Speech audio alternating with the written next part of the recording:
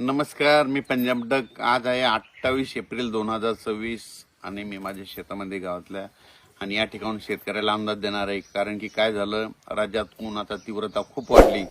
तर राज्यातल्या सर्व शेतकऱ्याला सांगू इच्छितो, सर्व विभागातल्या सर्व शेतकऱ्याला सांगू इच्छितो की सध्या म्हणजे 28 तारखेपासून ते 10 तारखेपर्यंत चांगली तीव्र 10 मे पर्यंत चांगलं ऊन वाढत राहणार आहे. म्हणून हा अंदाज लक्षात द्यायचा.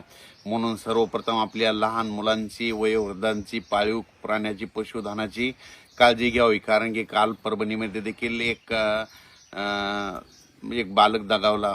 त्याच्यानंतर अकोल्यामध्ये बऱ्याच अशा घटना उष्माघातामुळे घडत आहेत.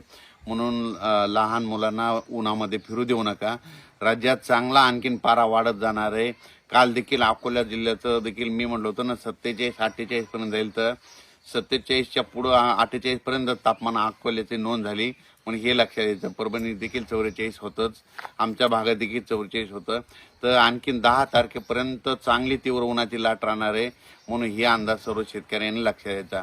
मग राज्यात सध्या तरी पावसाचं वातावरण नाही, पण काय होतं, जर खूपच ऊन वाढलं, पारा समजा उंच गेला की काय होतं, तिथं अवकाळीचं म्हणजे स्थानिक वातावरण तयार होऊन त्या ठिकाणी पाऊस पडतो.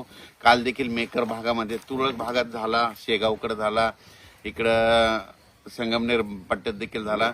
हे फक्त स्थानिक वातावरणामुळे पाऊस तयार होतो. ऊन वाढल्याच्या नंतर तिथं काय होतं, स्थानिकचं वातावरण तयार होतं.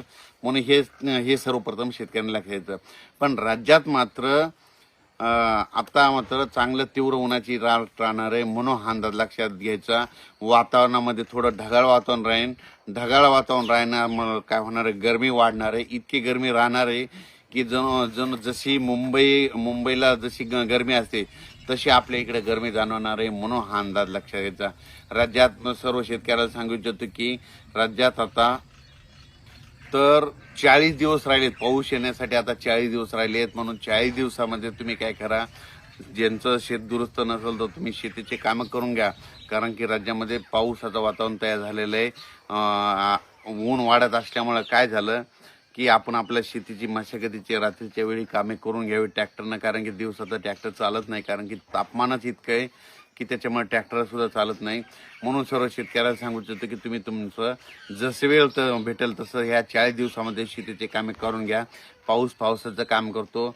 आणि परत एक सांगतो की राज्यामध्ये 2026ला चांगल्या प्रमाणाचा पाऊस पडणार आहे. म्हणजे जेमतेम पडणार आहे, पिकाला लागल तसा पडणार आहे. यावर्षी तुम्हाला एक सांगू इच्छितो, म्हणजे जे खरीप आहे, म्हणजे खरीप चांगलं कशामुळे येणार आहे, पाऊस पिकाला लागल तसा पडणार आहे, त्याच्यामुळे खरीप चांगले येणार आहे. आणि सप्टेंबर ऑक्टोबरमध्ये परतीचा पाऊस जास्त पडणार आहे, त्याच्यामुळं रब्बी चांगले येणार आहे. म्हणजे यावर्षी दोन्ही पिकं चांगले येणार. म्हणून शेतकऱ्यासाठी सर्वप्रथम आनंदाची बातमी. बरेच माध्यमातून म्हणतात की दुष्काळ पडणार आहे, काही गवतच उगवणार नाही, तसं काही होणार नाही. म्हणून हे देखील सर्व शेतकऱ्यांनी लक्षात घ्यायचं.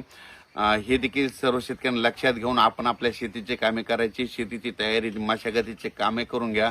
पावसाचं काम करतो. आणि तुम्हाला एक सांगू इच्छितो की काय झालं की बरेच माध्यमातून असे येईल की यावर्षी एल निनो उद्भवला. तुम्हाला सांगतो, एल निनो असो या ला निनो असो, तुम्हाला याचा अर्थ काहीच समज येत नाही. जर तुम्हाला खरंच बघायचं झालं तर तुम्ही काय करा, आता मग हे एल निनो काय म्हणतात की एल निनो उद्भवला म्हणून यावर्षी दुष्काळ पडणार आहे.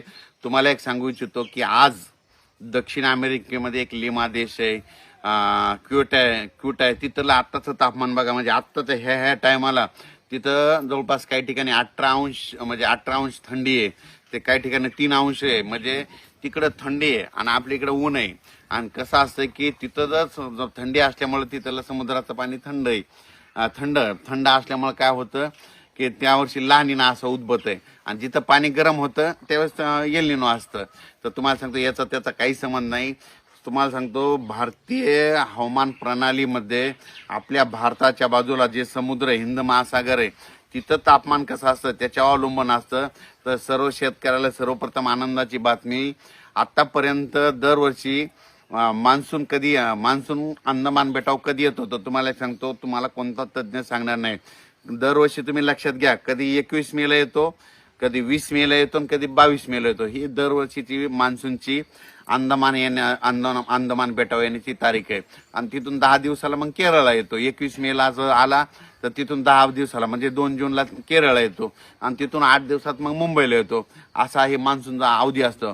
पण यावर्षी शेतकऱ्याला सांगू इच्छितो की यावर्षी बघा, 15 मेच्या दरम्यान, म्हणजे 15 मेच्या दरम्यान मान्सून अंदमान, 15 ते 20 मेच्या दरम्यान माझा तर अंदाज आहे 15 मेला मान्सून अंदमान बेटावर दस्तक देईल. 15 मेला जर आला तर तिथून कंप्लीट 10-12 दिवसामध्ये 26-27ला केरळ येणार आणि तिथून 8 दिवसांमध्ये 7 जूनला जवळपास महाराष्ट्रात पाऊस येऊ शकतो असं म्हणजे परिस्थितीनुसार दिसायलंय.